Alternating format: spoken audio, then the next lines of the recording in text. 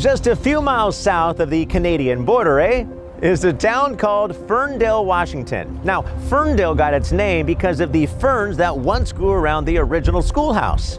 See, I'm just full of fun facts. Today, we're going to Whatcom Dental Lab, which started as a family business back in 1976. And today, it still continues that tradition.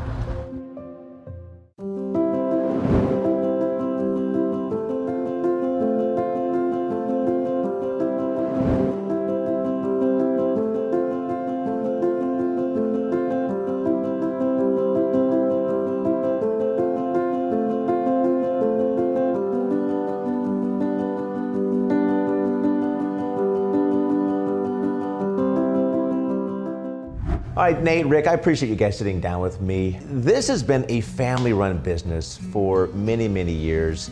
Rick, you started this business back in 1976. Correct. You have been there from the very beginning. Tell me how this all came about. Well, I had no idea actually what I was going to do with my life. I did become a Christian back in the military, and when I got out, I actually prayed and said, Lord, you give me what you want, and I'll do that. And it lined up for me like very clear. So I was hired by a man doing pickup and delivery. Told me the very first day, he said, I hate this business, I'm going to sell it. 1 year, if you want to buy it, I'll sell it to you. A light went on inside me, and I thought, that's for me, thank you.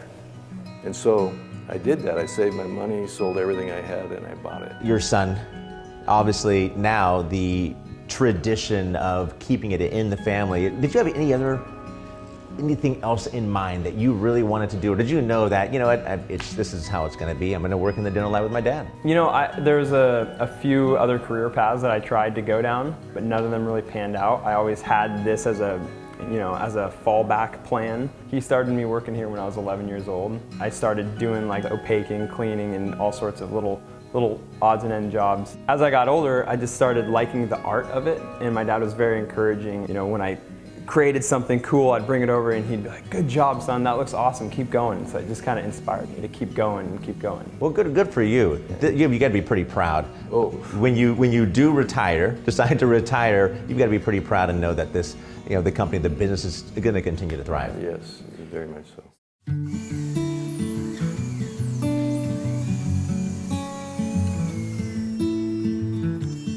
And so how did you build your team? What do you look for? What's the process of hiring? We have two guys out here that have been with us since they've been 18 years old. They are guys that will have great attitudes, and they are willing to learn and do the best that they can. And so those kind of people with those attitudes are really rare, and Lord, when we find them, we try to treat them well, because they're just awesome people. Do the doctors you work with, those relationships, do they come into the lab, they sit with you? Is it a close working relationship? Oh yeah, a lot of docs will come in on a real complicated case, and they'll at times stand over Nate's shoulders or Tom's shoulders to get what they want out of it. It's very personal. Yeah, and they care about their patients, and we like that. The digital side for you, is that something that excites you? Our lab is very unique in the sense that we've learned and developed how to do things old school. Moving into technology has really opened up a lot of doors for us. Not just with production, quality as well has gone up. CE, continuing education, how do you stay on top of the technology? What's your go-to to get that education to continue to learn more? Just being curious and looking into what's out there. That really is a secret. You have to be curious. Yeah, we're just curious, and we want to know, like, when we see things in magazines, we're like, how do we do that? And we dig into that, we call technical support, and we figure out a way. Is that how the True Abutment relationship started?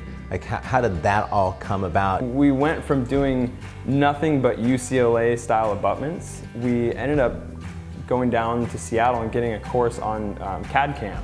And we decided to purchase this CAD/CAM software, and from there we learned how to develop custom abutments and utilize the tie-based system.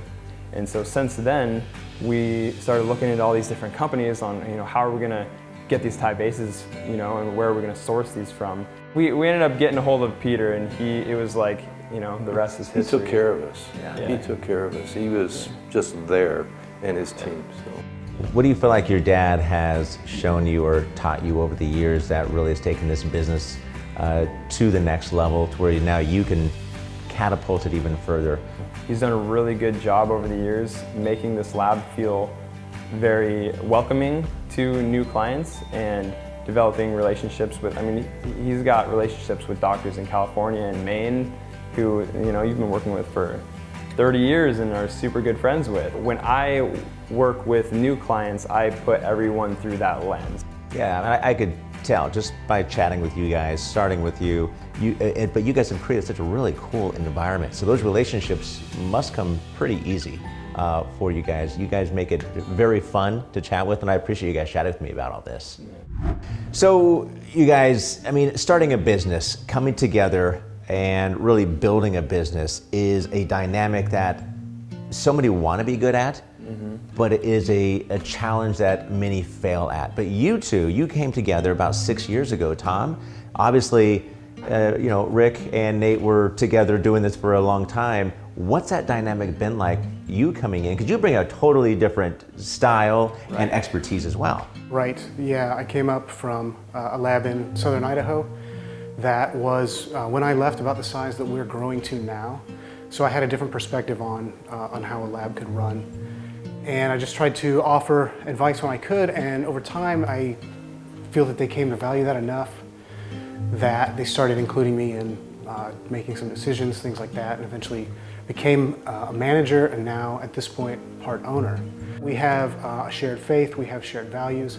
It's just helped us to get on the same page in terms of what we see this company doing and where we want to go in the future, how we care about our employees. And so it hasn't been as much of a challenge as people think it can be, because we're just so united in where we want to go and what we see ourselves doing. Anytime you add on a co-owner, a partner in a business, it's scary. The strengths are what you're really looking for. What are his strengths that have been brought to the company? Well, it's actually easy. His strengths are my weaknesses. Perfect. He tends to do a really good job just with the work, managing and thinking through problems and whatnot, whereas I'm constantly, you know, 5 years down the road in my head dreaming about bigger picture ideas, and so we balance each other out really well that way. Tom, would you consider yourself to be technology driven? Yeah, definitely. It's one of the things that I love about what we do. I remember the first time that I had access to a 3-shape system, and just being able to move a model in 3D, something that I'd at that point been holding in my hands for a dozen years or so, and suddenly there it is, moving it with the mouse, and seeing what it could potentially become, and knowing like this is the future, this is going to be great, and just throwing myself into it. And then when I came up here, trying to get them on board too, and they were ready. They just needed a little push. I mean, when you bring technology in a digital-driven industry at this point, things move so fast. Where would you like the business to be in your mind, for you to say, this is it, this is where my specialty comes in, and this is what I'm truly excited about? Like Nate mentioned, we balance each other out so well. He is the big dreamer, and I'm a little more nuts and bolts. And so sometimes I start out a little bit pessimistic about that, but he really picks me up and gets me excited and helps me see what we can do and what we can become. And so far, he's been right every time. So that's pretty easy for me. To just say, you think we can do that? All right, I'm all in.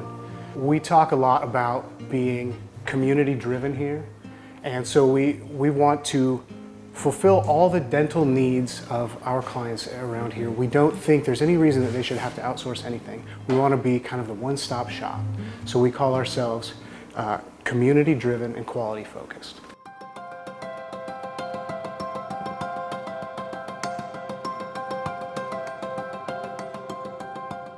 When it comes to education, who handles that with the employees that are here, the family that's truly here? Who handles that between you two? It's a pretty good mix, really. Okay. Pretty even split. We both have more than 20 years of experience doing this.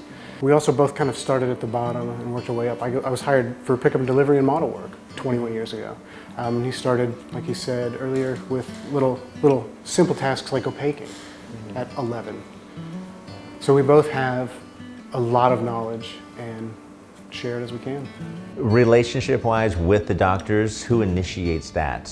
One of the things my dad and I have done very intentionally over the last 5 years is transferred the relationships between him to me. Now we're kind of doing the same thing between Tom and I. We're trying to transfer relationships, and and kind of hold those relationships 50-50 instead of just all being on my shoulders. So when the dentist calls, they're not just like, hey, is Nate there?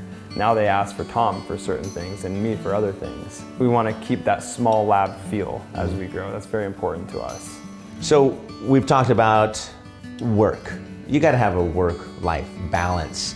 You, Nate, you got a little bit of a green thumb. You know, during COVID, you really picked up, you know, putting together these planter boxes, right? Explain that. Well, it was actually my wife's idea. She's the one with the green thumb. I just like to build things and create. Okay. And so it was her idea, and I built one for her and started getting requests from other people, her friends and people on Facebook, and got a lot of orders in. And we sold, oh man, we probably sold about 300 boxes in 2 months. Is that right? Yeah, it was pretty crazy. Tom, you an outdoors guy? What do you like to do? We play softball together, actually. We're on the same team. We like to involve everybody else too. We try to go once a quarter after work to take everybody out and just like, hey, let's go have a beer together, to have a more intimate relationship with the staff and the employees than just seeing them 9 to 5. You two really complement each other, the strengths, the weaknesses, but really the communication between you two, it's fantastic. You guys really have a great partnership here. Thank you. 3, 2, 1. 3, 2, 1. And let's do a creep. 1, jump! Woo! Tom, I wanted to give this to you. Got a little bit of light coming in.